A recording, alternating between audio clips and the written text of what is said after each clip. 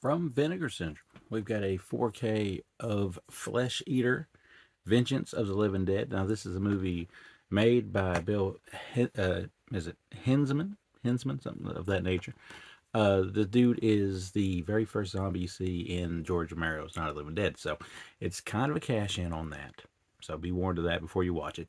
It's in color, but it's shot on like, I don't know, it looks like 16 millimeter. I'm not sure what exactly it was shot on. It could be more than 16 millimeter for that matter, but it looks good. I mean, it may have just been, who knows, but it looks good, and it's in 4K. And people probably never thought they'd see this in 4K, but thanks to the fine folks of Vinegar Syndrome, here we have it. Now, is this the greatest movie you're ever going to see? No, not even close. But it does pack a little bit of a punch in the gore department, even if basically almost every other element of the movie is lacking. Now, what I mean by that is characters are not necessarily the best characters you're ever going to see. Some of them are just there for the purpose of dying. The ones that are like labeled our main characters, they kind of just run all over the place, and they spend most of the movie just basically running from one spot to another trying to get help, and ultimately leading the zombies into this area to kill more people. So, not much in the way of good guys or heroes to be exact here. But besides that, like I said, the practical effects here are definitely really, really good. Probably the main reason you want to watch this would be because of the practical effects.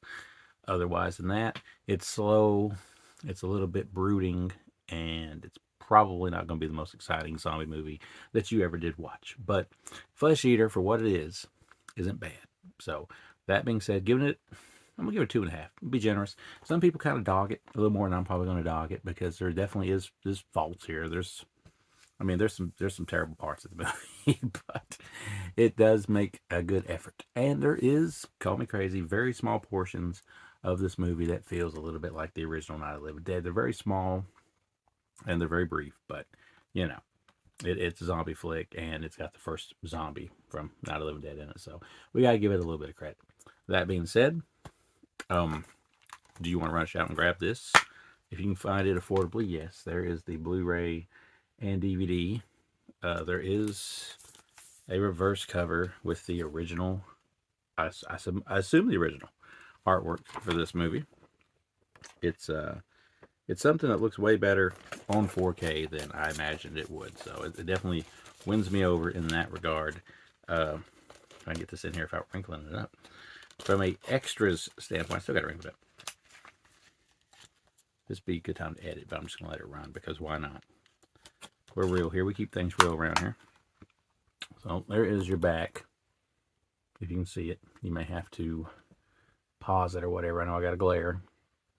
There's your list of extras. I'll read off a few of them. Brand new commentary track with the cinematographer. Zombie Nosh LLC, an interview with the producer. All roads lead back to Flesheater, an interview with the cinematographer. The Family Continues, Remember and Bill with Bonnie Huntsman. Carnage in Composition, interview with the composer.